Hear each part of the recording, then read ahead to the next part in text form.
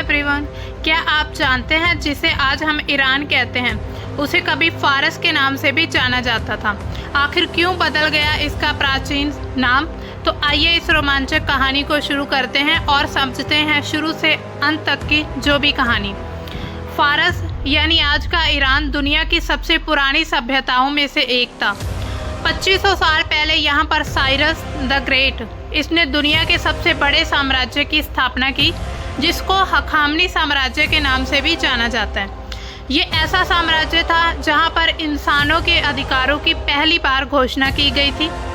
यहीं पर ज़ेरोएस्ट्रियनिज्म धर्म फला फूला था, लेकिन इसके बाद कुछ ऐसे बदलाव देखने को मिलते हैं जिसने फारस की पूरी इतिहास को ही बदल दिया। और इसका जो रूप आज हम देखते हैं ईरान के नाम से, वो भी इसके इतिहास से ही बहुत इफ़ेक्ट पड़ा इस पर, और इसका नाम जो ईरान कर दिया गया। 330 BCE में अलेक्जेंडर द ग्रेट ने फारस पर अटैक कर दिया और इसको तबाह किया।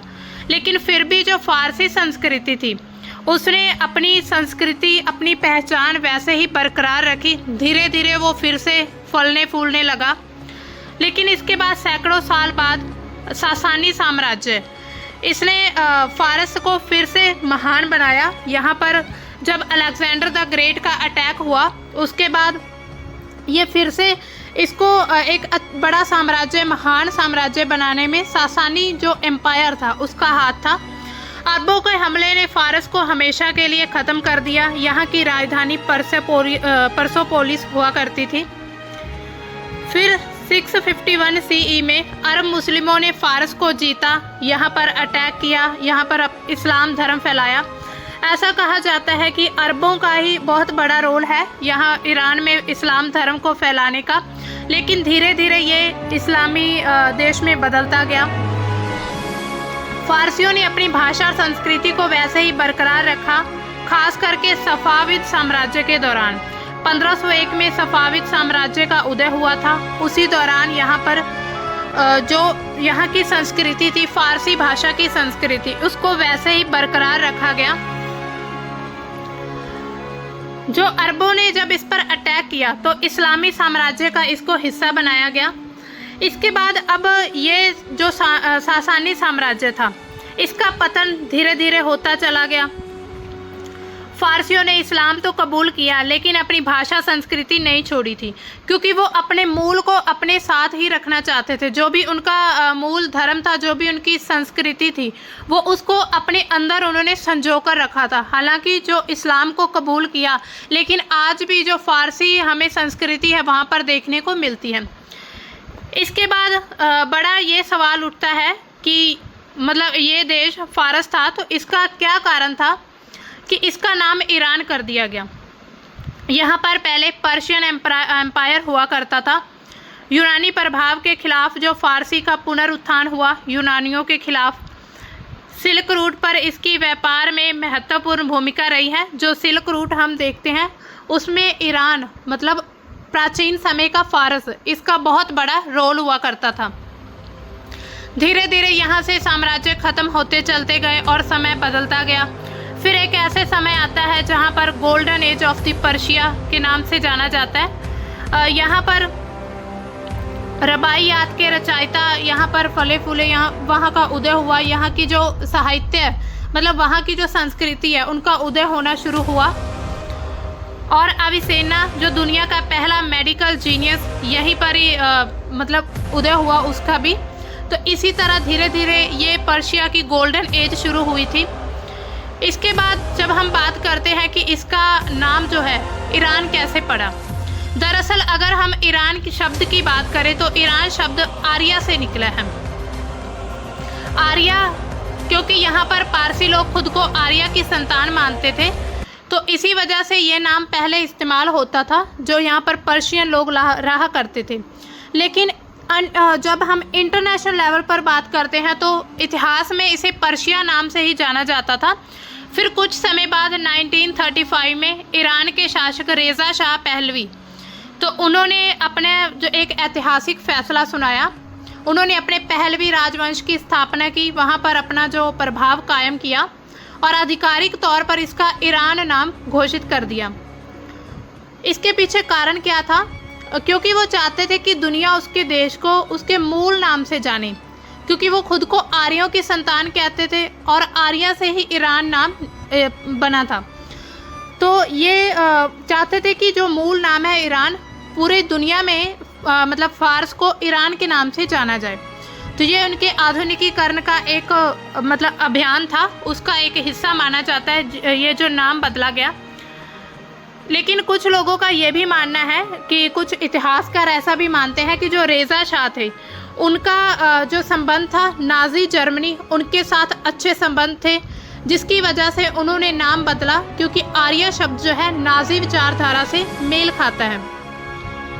तो इसी तरह जो आर्य शब्द है वो नाजी विचारधारा से जुड़ा हुआ है।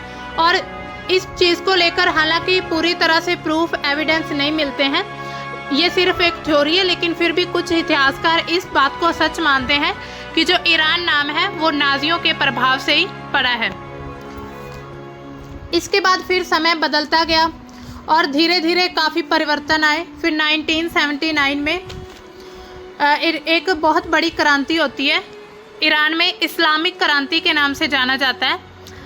इसने ईरान को हमेशा के लिए बदल दिया। इस क्रांति के बाद जो रेज़ा शाह थे पहलवी, वो देश उन्होंने छोड़ दिया, क्योंकि काफ़ी लोग उनके खिलाफ हो चुके थे और उन्हें फिर देश छोड़ने के लिए मजबूर होना पड़ा। वहाँ फिर आयतुल्ला खामेनी का साम्राज्य आता है, उन्होंने अपने इस्लामी गणराज्य की स्थापना की। तो वो शिया के काफ़ी कट्टर मतलब इस्लामिक कट्टरपंथी थे। आयतुल्ला जो खुमैनी है, जिसको आज भी वहाँ के ईरान के सर्वोच्च नेता हैं, नया उन्होंने संविधान बनाया, शरिया जो मतलब शरिया कानून है उसको प्राथमिकता दी। लोगों ने काफ़ी संघर्ष किया आयतुल्ला खुमैनी को सर्वोच्च नेता बनाने के लिए। धीरे धीरे उन्होंने पूरे अपने साम्राज्य का, पूरे अपनी कंट्री का कंट्रोल अपने हाथ में ले लिया और उन्होंने पश्चिमी प्रभाव को कम करने के लिए ईरान अमेरिका के साथ रिश्ते उनके लिए बदलते गए, बिगड़ते गए। और 1990 के दशक में ईरान ने अपनी जो परमाणु ऊर्जा परियोजना शुरू की थी, वहाँ पर परमाणु के भंडार मिलने शुरू हुए, तो ईरान परमाणु संवर्धन करने लगा। तो इससे पश्चिमी देशों को काफ़ी दिक्कत होने लगी, काफ़ी उनके मन में सवाल उठने लगे कि अगर ईरान परमाणु बॉम्ब बना लेता है या परमाणु संवर्धन इस लिमिट तक कर लेता है कि उसके लिए परमाणु हथियार बनाना आसान हो जाएगा। तो इसी तरह से उन्होंने इस चीज़ का विरोध करना शुरू किया। फिर एक समझौता किया जाता है पश्चिमी कंट्रीज़ का और ईरान का, लेकिन उस समझौते में ईरान पर काफ़ी प्रतिबंध लगा दिए जाते हैं। और 2000 के दशक में जो अमेरिका के राष्ट्रपति थे जॉर्ज डब्ल्यू बुश, उन्होंने ईरान को एक्सिस ऑफ द एविल में शामिल कर दिया और ईरान ने भी अमेरिका को अपना दुश्मन घोषित कर दिया। और साथ ही में उस समय फिर ईरान जो है पैलेस्टीनियंस को सपोर्ट करने लगता है, जिसकी वजह से जो इज़राइल है, वहाँ के जो यहूदी हैं, उनके साथ उनके संबंध बिगड़ने शुरू हो जाते हैं। और जिसका प्रभाव आज भी हम देखते हैं, पूरे विश्व में प्रभाव देखने को मिलता है। ईरान और इज़राइल का युद्ध जो आज चल रहा है वो इसी की बदौलत है। इतिहास के उनके, अगर हम इतिहास के पन्नों को पलटते हैं तो उनकी काफ़ी जो दुश्मनी वाली जो नीतियां हैं, मतलब काफ़ी उनके तनाव हमें दिखते हैं, सामने नज़र आते हैं। काफ़ी उनके बीच संबंध जो थे तनावपूर्ण थे, जिसका प्रभाव आज साफ साफ देखा जाता है। जो समझौता हुआ था, सबसे पहले परमाणु समझौता 2015 में, जब राष्ट्रपति ओबामा थे, अमेरिका में उनकी सरकार थी, उस समय ये समझौता हुआ। लेकिन 2018 में ट्रंप वहाँ के अमेरिका के जो राष्ट्रपति बनते हैं, उन्होंने अमेरिका को इस समझौते से बाहर कर लिया।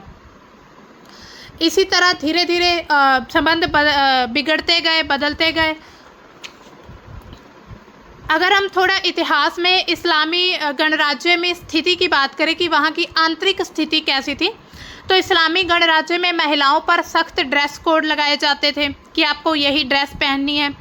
मीडिया सेंसरशिप हुआ करती थी, राजनीतिक आज़ादी पर पाबंदी लगी हुई थी।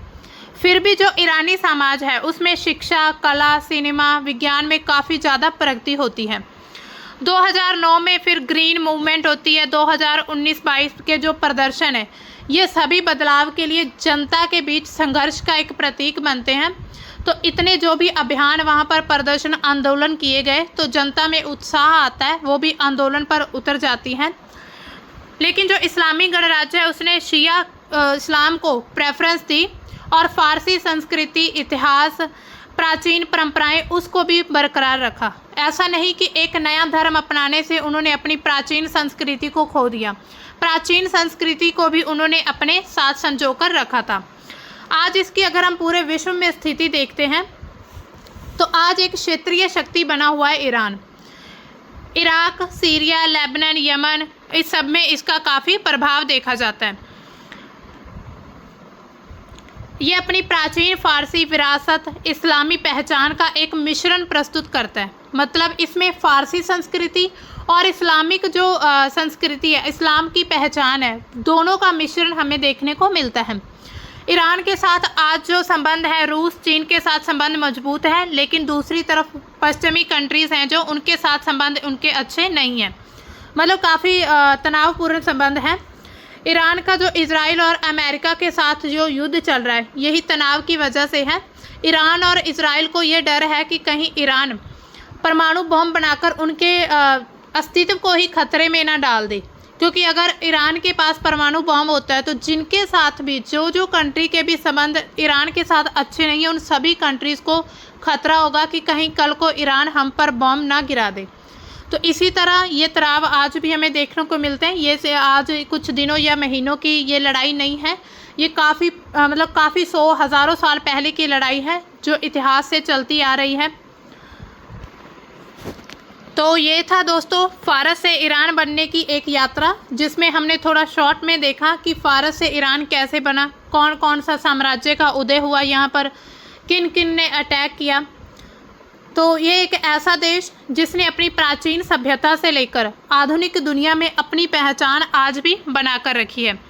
तो आपको कैसी लगी ये कहानी हमें कमेंट सेक्शन में ज़रूर बताइएगा। तो मिलते हैं हम अपनी किसी नई कहानी के साथ, तब तक के लिए बाय। Thanks for watching.